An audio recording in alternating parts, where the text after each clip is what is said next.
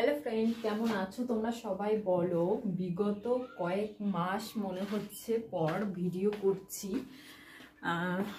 এতদিন ভিডিও করিনি, মানে কি বলতো, একবার যদি করা বন্ধ করে দিই না, তারপর সেই এনার্জিটা আর থাকেই না ভিডিও করার। আর বিশেষত এডিটিং করার, কিছু কিছু ভিডিও করা রয়েছে, তা সেইগুলো যে এডিট করে তোমাদের সামনে আনবো সেটাই পারছি না। বাড়ি গেছিলাম, প্রতিবার বাড়ি গিয়ে সুন্দর সুন্দর ভিডিও তোমাদের সঙ্গে শেয়ার করি, এবার সেটা কিছুই করতে পারিনি। আর এই যে সুন্দর ব্রেকফাস্ট, বা ব্রেকফাস্ট বলবো না লাঞ্চ বলবো বুঝতে পারছি না, 11:30 মতন বাজে। এখন আমি খাচ্ছি দুধ চা আর পরোটা বানালাম। কিভাবে বানালাম সেটাও তোমাদের সঙ্গে শেয়ার করে দেব। আসলে আটাটা কালকে রাতেরই মাখা ছিল, জানো তো, ফ্রিজে রাখতে ভুলে গেছিলাম।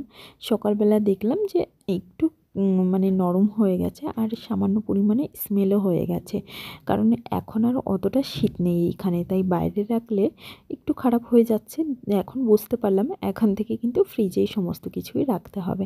তাই মাথায় একটা আইডিয়া আসলো, এটা আমি অনেকই শর্টের ভিডিওতে দেখেছি, মানে ইউটিউবের শর্টে দেখেছি এই রুটিটা বানানো। তো ভাবলাম যে আজকে আমিও ওইভাবে বানিয়ে নিই। সামান্য পরিমাণে সর্ষের তেল, এর মধ্যে একটু লঙ্কা গুঁড়ো আর দিয়ে দিয়েছিলাম আজওয়াইন, আর উপর দিয়ে একটু বিট নুন ছড়িয়ে এরকম লম্বা লম্বাভাবে কেটে তারপরে ওই লাচ্ছা পরোটার মতন শেপ দেওয়ার চেষ্টা করছিলাম, কিন্তু সেটা আর হলো না।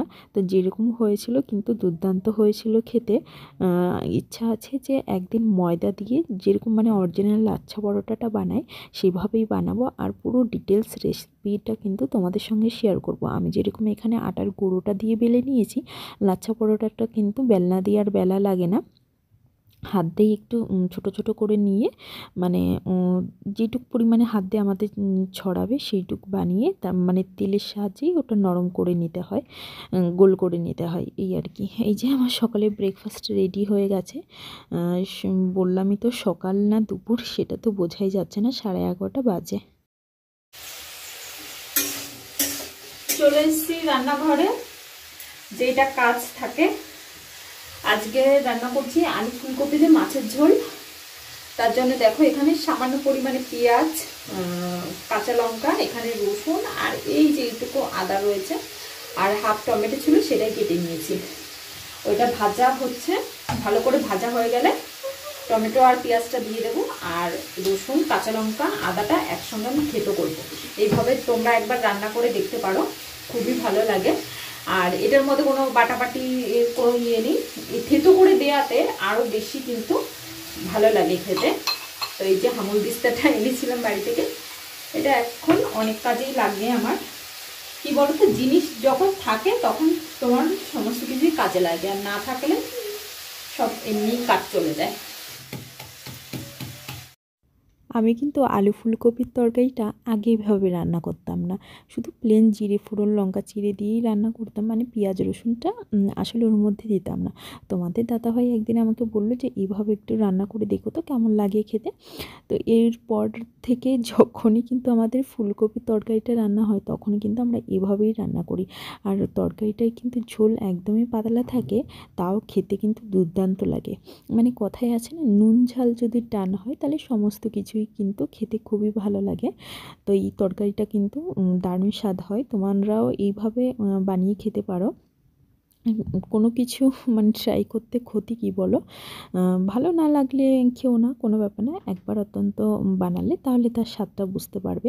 এখানে প্রচুর খোলা মশলা ছিল, মানে বাড়িতেও এবার যখন গেলাম তখন কিছুই নিয়ে যেতে পারিনি, সেই কারণে হ্যাঁ প্রচুর মশলা রয়েছে। সেগুলো কি কি এখানে লাগবে না লাগবে, যেগুলো ফুরিয়ে গেছিলো একটু পরিষ্কার করে নিলাম। আর এই কিচেন টাওয়ালগুলো না আমি দিল্লি থেকে নিয়ে এসেছিলাম।